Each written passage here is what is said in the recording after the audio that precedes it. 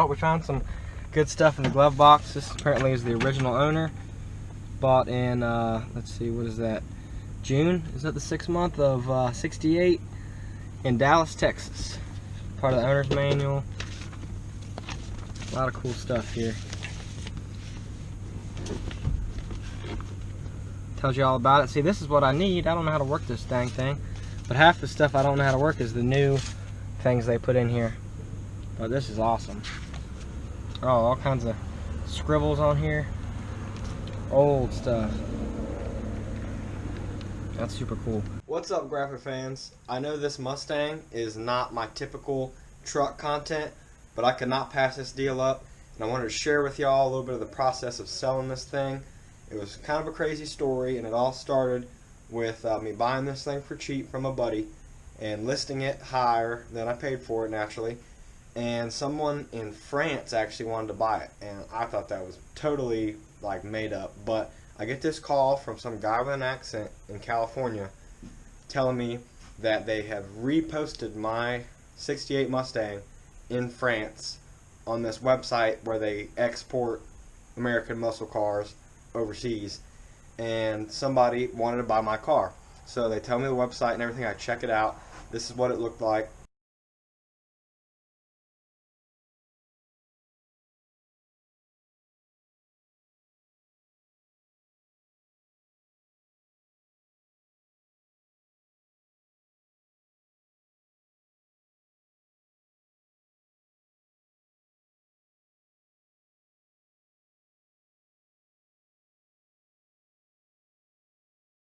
It seemed somewhat legit, but I was still skeptical. I wasn't willing to put any effort into it, give them any information, pay any money. They were going to have to do everything. So I told the guy I'd have to get full asking price, and they'd have to cover everything. And they're like, yep, that's fine. That's how we roll. We'll send out an inspector, and if the buyer still wants to buy it, we will pay to come pick it up. You might just have to meet the truck somewhere, and it'll be trucked to a shipyard either in California or in New York, and it would go across the Atlantic or down the Pacific through the Panama Canal over to France. And I was like, alright, if y'all want it that bad, y'all can come get it. And this guy came out and inspected it, and this inspection was super thorough, and I learned a lot about this car. So I'll start with showing y'all that, and just inside and out of this thing I learned so much. I did not have any clue about this car, good and bad. And once we get done with that, I'll show you all a little bit more about me actually selling it, how much I got, how much money I made or lost. It was a little complicated. So let me know what y'all think of this detailed inspection. Alright guys, the inspector's here, and I haven't actually looked at a lot of this paperwork yet, but we had to take pictures of all of it. It's still in the previous owner's name because we haven't been able to go to the DMV, but I thought it was interesting. He actually bought it from Oklahoma. I forgot about that. So this is from the dealer he bought it from, and it's titled from Oklahoma still. He hasn't transferred the title over. So some interesting paperwork on it. We don't know how many miles this thing has on it originally, because it's been exempt on the title ever since it was restored. They've been counting it, so we're at about 2,000 miles since the restoration, but who knows how much the body has on it for that. A friend here's got all kinds of pictures to take. He's taking some pictures of all the documents. He's getting a picture of every number, every plate stamp on here, everywhere the VIN numbers, checking everything matches.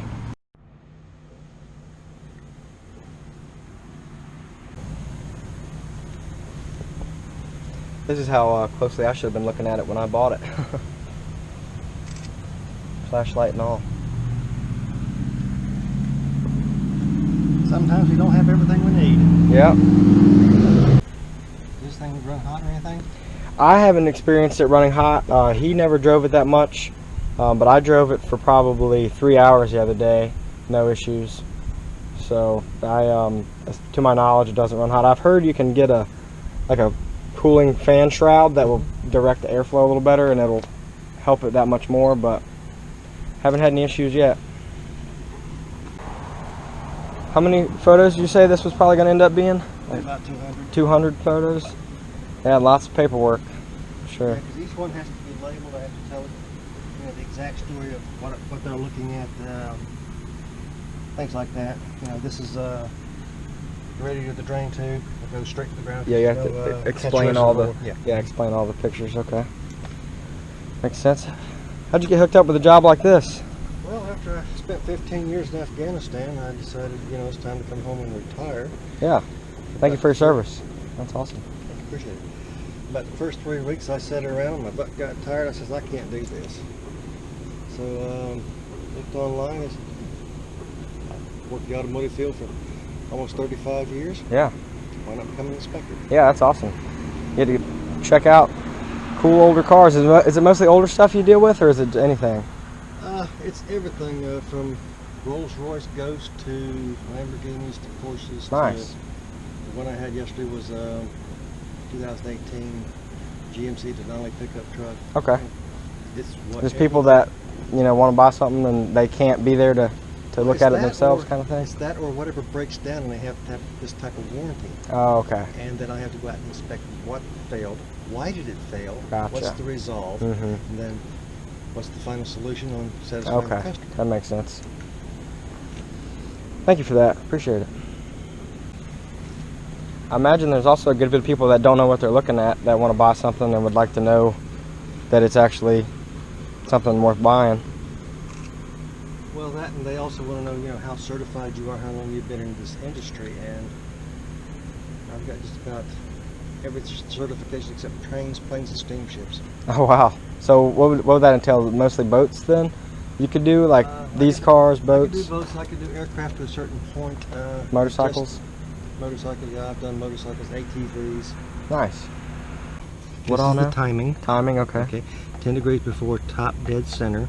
Spark plug gap is 040, and the points have a 27-degree dwell. That is nice to know. Yeah, That's definitely. the amount of time the points stay closed. Yep. My 68 F100 I had points. I've had a little bit of issue with timing on that thing. But is this the number, the VIN number here? It almost looks like it matches this 1397 here. Looks like what it's on paper. So we found the VIN underneath the hood, but it should be on a plate, and there's a nice airplane making lots of noise. We found the VIN under the hood on the inner fender there, but it should be in other places on the car, including on the dash. There should be a stamped little plate. I can't see it. It's supposed to be visible through the glass, but we may have to do some prying on this dash cover here, and hopefully we can find the correct VIN underneath there, or else this thing isn't going to be as legit as I thought. There's some Torx head screws holding down this dash mat, and luckily the inspector has a whole kit. I have some too, but his seem like he's got the perfect size, so we'll take that cover up a little bit, see if we can find the right plate under there. Guess how dumb I am. I've been undoing this dash mat one screw at a time, and guess what? It's on the passenger side. Just because new cars have them on the driver's side, I assume that's where it was. Yep, it sure is right there. That's hilarious. Well, I'll put it back together. On pretty much every car I've ever seen, the VIN has been up on the driver's side, including on my trucks here, but this one was on the passenger, and there should be a warranty plate on the driver's door. That's the third number we're looking for that also has the VIN, I think, and kind of tells you a little bit more about the car. This one's missing. We think it got taken off when they restored it, unless they put a different door on there, but we'll see how much that affects the price and the overall report of this thing. But we got 2 matching VINs out of 3, so we'll see what happens. I really like these door panels they put on here. Yeah. Little wood trim's a nice touch. That does make it look pretty decent. Starting process.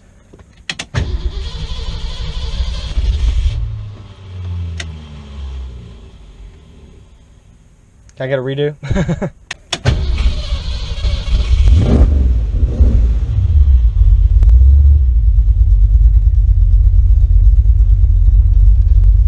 a good sound exhaust. They want to see if the radio worked. I've never used it, so let's see here.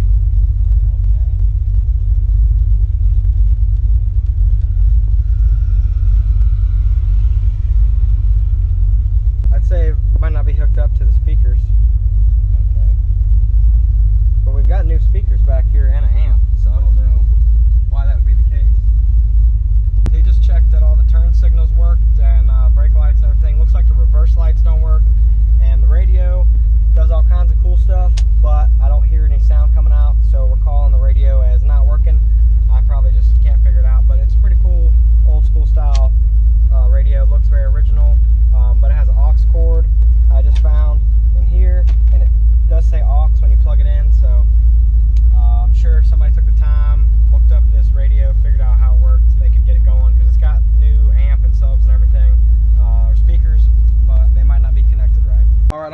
the house. We're about to go on a little ride along, and we're gonna jack it up on a lift at a shop, and he's gonna get underneath, take pictures of the frame or the body all underneath there, and the exhaust and axle, everything. Just make sure it's all in good running order. So he's moving his car around. We're gonna hop in, go for a little cruise. Hopefully I remember how to drive this thing right and don't embarrass myself too much. Road test drive with customer to a shop to do a underneath inspection.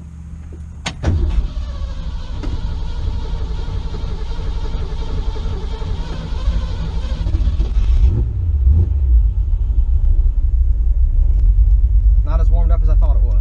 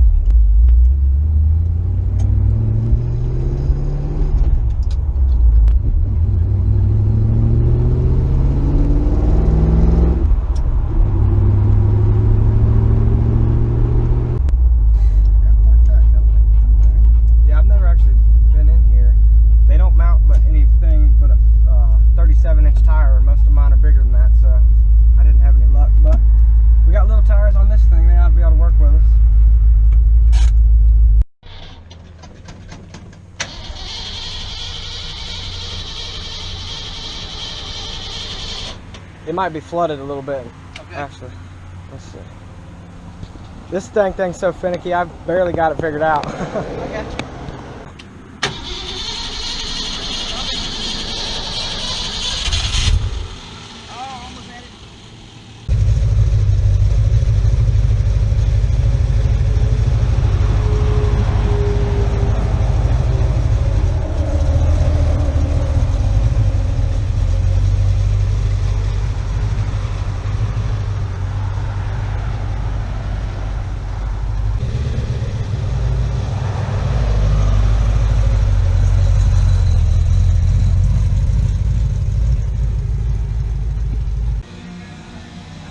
Bunch of Fords in here, typical.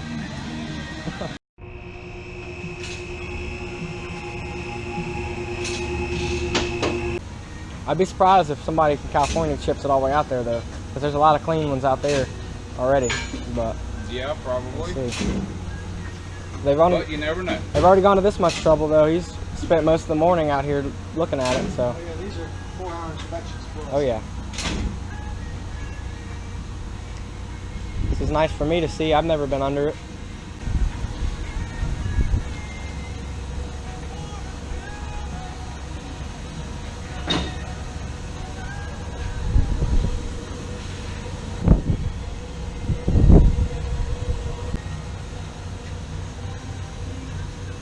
It's a nice look at the headers. Everything, exhaust. There's the new starter. Transmission. Drive shaft. It's kind of neat how short this transmission is. These little manuals are pretty simple. Oh yeah. Shift linkages. Now, I'll show you something. What you got? See how long your spring is from here to here? Yes, sir. At the articulation point. And then how short it is in the front? They did that way so when you put it in gear to take off, the back doesn't move so much. Huh, that's smart. Yeah, I can see that. And then, what do they call these bars here again? Traction arm. Okay, traction arm. I'm familiar with traction bars on a truck, but I wasn't sure if it had a different name in this application, but that makes sense. Yeah, I see it. It's got a ton of leaf spring back here. Interesting. Yeah, This little bump stop was not there. actually factory though, so this was actually added on. Oh, that was? Okay, that makes sense then. That's why I wasn't sure what it was then, because that's the same thing they do to these trucks though. They put traction bars on them, so makes sense. Little anti-sway bar back here. Some simple new shocks. Yeah, that's for body roll, that sway bar. Gotcha, yeah. And MagnaFlow. I wasn't sure if it was a Flowmaster or what they had, but it's a MagnaFlow. Okay. Nice little crack right there. Drum brakes, front and rear. These tires look pretty sharp. Still smells like burnout. I'm not sure why.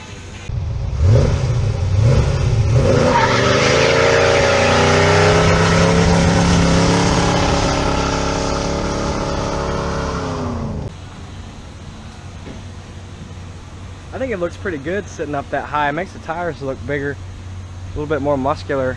That way it definitely sits down on the tires when it's on the ground. But look at all that clearance. I don't know, I'm used to trucks, I guess. I like a lot of tire, but it's cool seeing how stuffed it is and how much travel it's got. This is where I need to get under here and tighten up this parking brake. Right. If I tighten that right, that'll make it a little tighter. Both of these. So what you do is you take these little rubber boots out right here. Yeah. And you tighten up your drum brakes, and that automatically helps tighten up the parking Oh, okay. brakes. So how do you do that? Take this rubber out. That's a rubber piece right here? Mm-hmm. Oh, I didn't even know that. And then they make a bent flat tip screwdriver that goes in there and a little tiny star wheel. You turn and then leave it out of gear with the brake off. Yeah. And as you turn it, you'll feel the brake drum getting tighter and tighter. Nice. Okay. So stop before you lock it up. Yeah. Gotcha. Because then it'll be on all the time. Right. Yeah, because the parking brake definitely is a little wore out. Yeah, you can see how much play it's got in it. Well, that you can hear it also. Yep.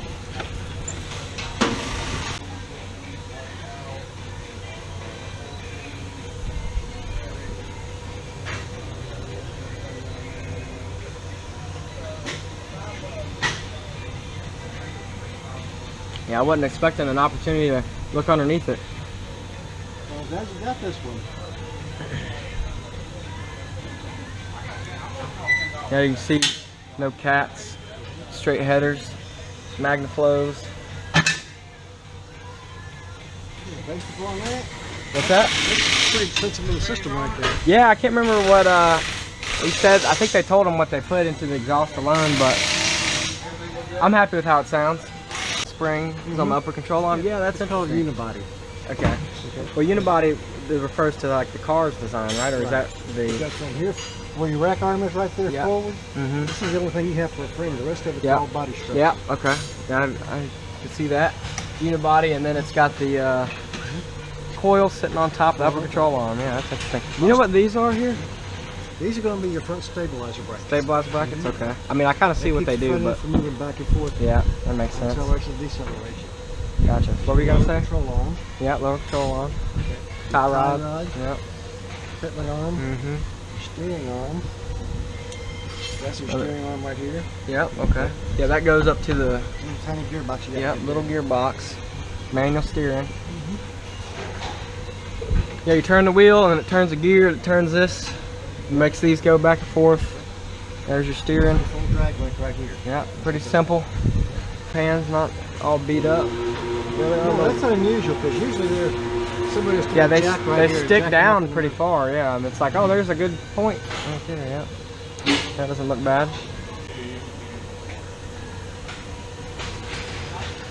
I haven't gotten around to taking this plate off, but I didn't put that on there.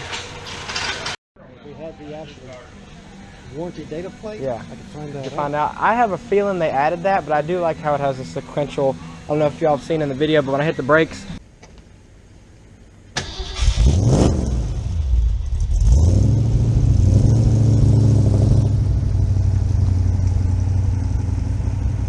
they light up one at a time like a new Mustang does, and they may have done that back then, but it looks really sharp. I know the the headlights are modern, so. 68 Mercury Cougar had it. Oh, okay.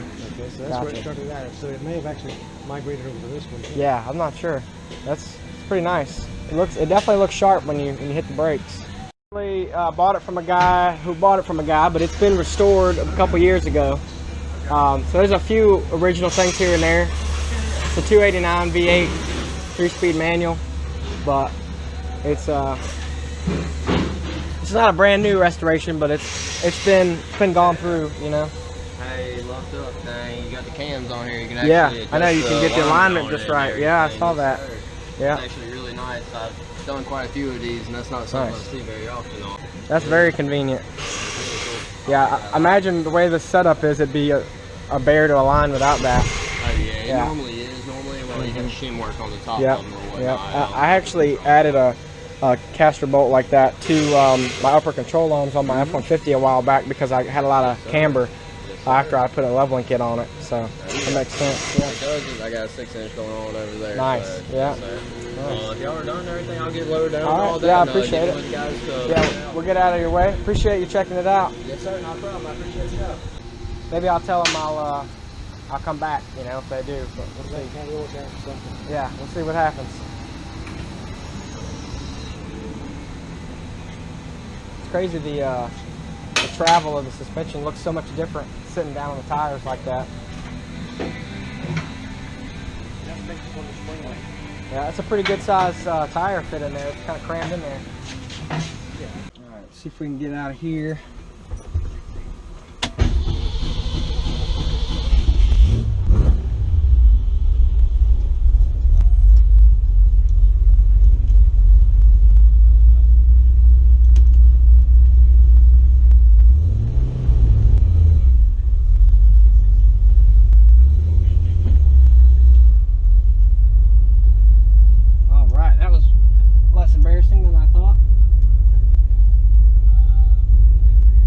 Appreciate it. I'll pull around front. That was nice of them to do it for free. Yeah, that was really nice. Yeah, that was an airport tire over in Mobile, Alabama. They were good to us, let us do that for free. So definitely appreciate them.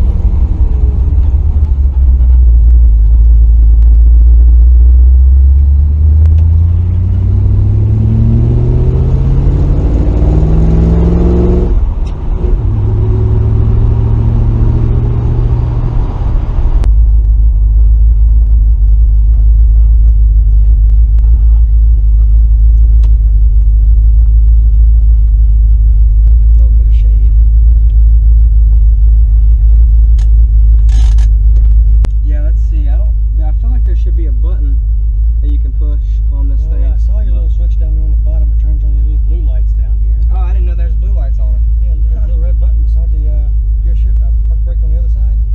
Oh, right here? Ha, that's funny. This thing's got blue lights in it. Ain't that something? That's probably something I would not have done on this cool old car, but I mean, it's got some forward blue accents. I'm sure it looks good at night.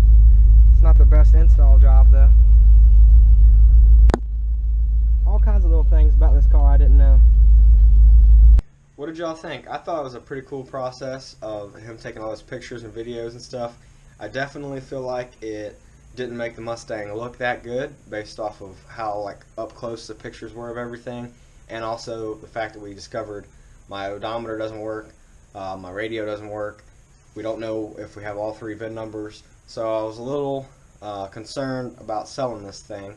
But I will say, in the process of waiting for somebody to respond from France about this car, I had a super serious buyer locally that came and picked this thing up.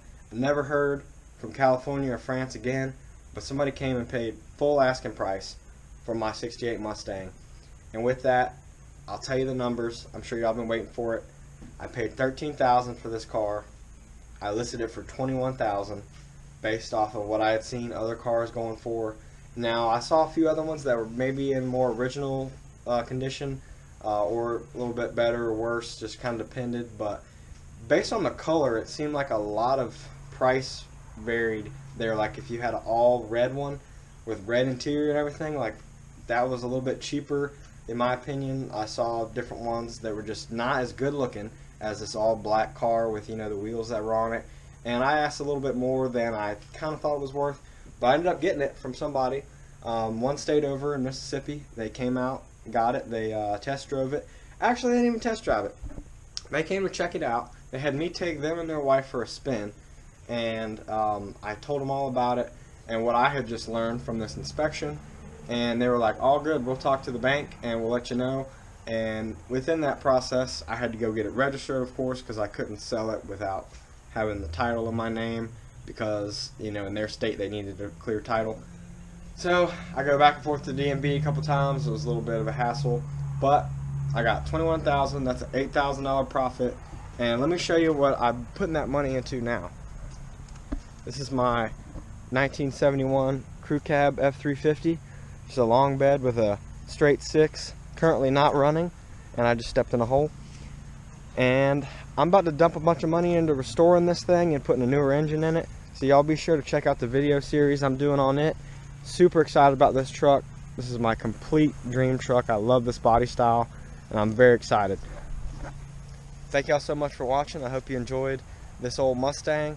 I had a great time doing burnouts and driving around and messing with my buddy that had a 67 Camaro that he was having some issues with the whole time we were racing. And it was just a great car, great time. I missed the thing, but I'm on to bigger and better things. Hopefully I can get this thing done and have my dream truck and be able to drive this thing.